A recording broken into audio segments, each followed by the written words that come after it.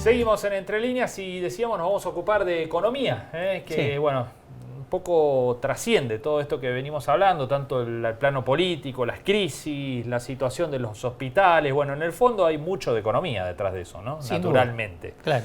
Bueno, así que nos vamos a ocupar porque además esta semana se conoció nuevamente el indicador de la inflación del mes pasado, de octubre, que dio un cambio de tendencia. Veníamos, si se quiere, bajando un poquito, después del 7,4 de julio, el 7 de agosto y el 6,2 de septiembre. Había como una línea, una pendiente, si se quiere. Bueno, octubre marcó 6,3 y de alguna manera levantó un poquito esa curva hacia arriba, quedando naturalmente en niveles elevadísimos, ¿no? Arriba de 6 puntos, una inflación mensual es realmente elevada. Claro, y hoy la canasta se conoció más de 9 puntos aumentó el mes pasado. Dio un salto, ¿no? Que es el que mide la pobreza en la Argentina. Dio un salto que ya venía saltando. Sí, además, sí, venía, bueno, a los brincos.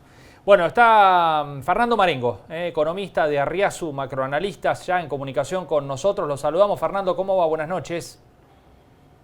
¿Qué tal? Buenas noches, ¿cómo están? Muchas gracias por llamar. Bueno, muchas gracias por estar allí. Bueno, Fernando, 6,3 la inflación de octubre. Naturalmente se esperaba que estuviera arriba de 6. Algunos decían podía llegar a 6,5. Lo que había cierta garantía era de que iba a ser superior a septiembre. Fue un poquito superior a septiembre, pero seguimos en niveles altísimos, ¿no? ¿Qué hay detrás de esta inflación alta sostenida? Claramente, un fenómeno inflacionario es consecuencia de que hay más peso de lo que demanda la economía. Cuando hay más peso de lo que demanda la economía, como cualquier bien, su precio debería caer. Si yo produzco mucho de un bien más de lo que se demanda, el precio debería caer. Con los pesos pasa lo mismo. Cuando yo produzco mucho más peso de lo que la economía demanda, su precio debería caer. Pero como un peso siempre va a valer un peso, la forma que caiga de precio es habiendo inflación. Todos los precios de la economía suben y de esa forma el peso se vuelve relativamente más barato. Entonces, por eso se dice que la inflación es un fenómeno monetario. ¿Por qué monetario? Porque es consecuencia del excedente de pesos que hay en la economía. Y Fernando, ¿qué perspectiva ves para los próximos meses? El gobierno, bueno, se aprobó en las últimas horas el presupuesto 2023, que tiene allí una pauta inflacionaria del 60% y está buscando el gobierno que los aumentos se limiten al 4% mensual. ¿Eso es posible, es probable? Yo te diría que es muy poco probable que ocurra ese escenario, y en realidad si llega a ocurrir un escenario de ese tipo, habría que pensar cuál es el costo de ese escenario. ¿Por qué? Ustedes hablaban de lo que pasó en junio y julio, la fuerte crisis financiera, el salto cambiario e inflacionario, y cómo a partir de ahí la inflación marginalmente empezó a bajar, casualmente cuando estabilizaste el tipo de cambio, incluso al contado con liqui, como que se apreció el tipo de cambio. Entonces, cuando uno piensa, digamos, ¿por qué se dio esto? Y básicamente, desde que asumió el nuevo ministro de Economía, lo que intentó hacer es secar la plaza de pesos. ¿Qué quiere decir? Subió la tasa de interés de manera tal que la gente esté dispuesta, en vez de a salir corriendo a comprar dólares, a depositar los pesos en el banco, ¿sí? Y de esa forma, ¿qué ocurre? Hay menos pesos para comprar dólares, pero también hay menos pesos para comprar bienes. Entonces eso te empieza a generar una recesión que ya se vio en el mes de septiembre, y aparentemente octubre y noviembre no fueron meses buenos, pero fueron un poco mejor que septiembre. Entonces la disyuntiva es, si yo quiero pelear contra la inflación en un escenario que no hay confianza, tengo que secar la plaza de pesos, pero eso me genera una flor de recesión económica. Entonces la pregunta es, ¿cuál va a ser el soporte político para bancarse ese escenario de secar la plaza de pesos, estabilizar el tipo de cambio, pero que el costo sea la caída de actividad económica? Claro. En el medio de todo eso, Fernando, se despertó el dólar, ¿no? El paralelo, el blue. A ver, de nuevo, no es casual que haya ocurrido eso. ¿Por qué? Porque en septiembre hiciste un fuerte apretón monetario, bajaste el contado con liqui y bajaste la brecha cambiaria. Ahora, cuando uno ve los datos de octubre, en octubre el apretón monetario ya no fue tan grande. Ajá. Y de hecho, cuando uno habla con las empresas, te dicen, y octubre fue un poquito mejor que septiembre. ¿Qué quiere decir? Que había más pesos circulando. Esos más pesos circulando, ¿qué es lo que hacen? que haya un poco más de actividad económica, pero también que haya más presión sobre el mercado de cambio. Por eso en octubre perdiste dólares. Y cuando uno ve lo que está pasando en noviembre, con un banco central perdiendo dólares y con el contado con liquidación o el blue subiendo, si bien todavía no tenés datos, es un claro síntoma que empezaron de nuevo a sobrar peso en la economía. Entonces, me imagino que lo que está ocurriendo es que con la caída de actividad de septiembre se empiezan a preocupar. Entonces, ¿qué hacen? Bueno, empiezan a aflojar un poco el ajuste y ahora estás con una manta corta. Cuando aflojas el ajuste para que no haya tanta caída de actividad económica, hay más pesos dando vuelta y parte de esos pesos te va a comprar dólares, perder reservas, y otra parte va a comprar dólares a los mercados alternativos y te genera más brecha cambiaria.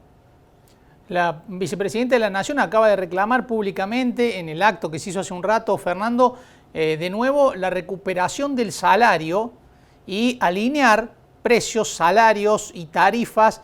¿Eso es incompatible con la lógica de lo que está llevando adelante Massa?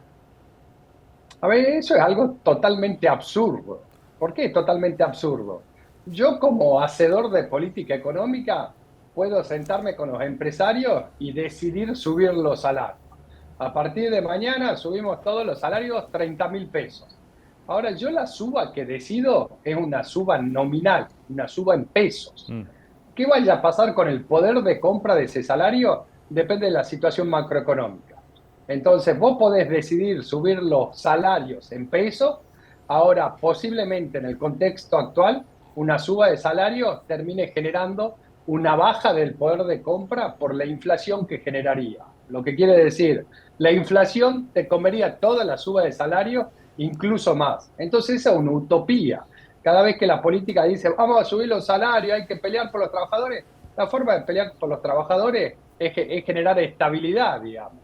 Acá cuando vos decidís estas subas salariales unilateralmente en una situación macroeconómica convulsionada, lo único que hace es acelerar la tasa de inflación y que toda la mejora salarial se te vaya contra la inflación, termines perdiendo el poder de compra. ¿Es sostenible con lo de Massa? A ver, claramente, yo diría, hay un Massa del primer momento, el septiembre, que hizo un fuerte apretón monetario, y octubre y noviembre ya empezó a aflojar ese apretón monetario. Entonces habría que preguntarse con cuál Massa. Ahora, si me decís, ¿esto es compatible con un programa antiinflacionario? Definitivamente no.